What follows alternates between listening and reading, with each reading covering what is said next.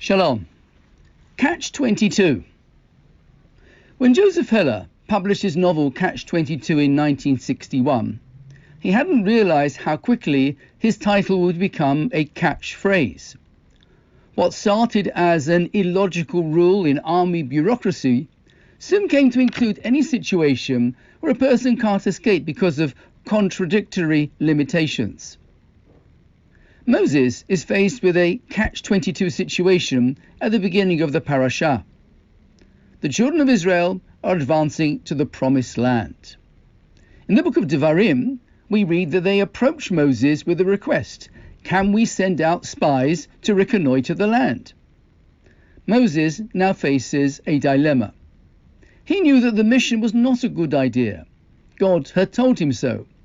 Yet if he denies their request, they would suspect that he had something to hide. Maybe there's something wrong with the land.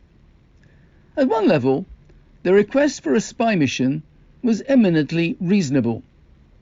The people knew that they would be moving from a cocooned existence in the desert to a more natural order in Israel. In the desert, God provided for them.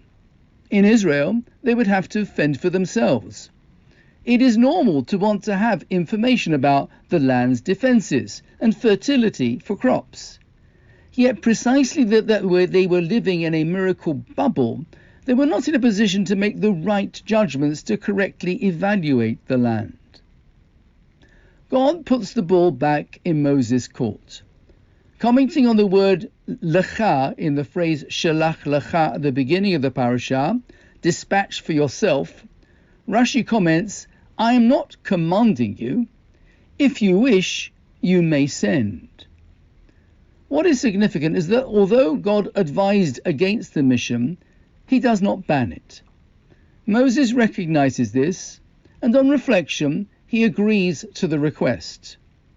There is the chance that the spies will see the positives in the land. A good report would raise the people's enthusiasm even higher. If they reject the land, they would have to live with the outcome. Ultimately, this is the way all of us have to live our lives. Very often the choices we face are not between what is obviously right and obviously wrong. All we can do is assess the situation to the best of our ability.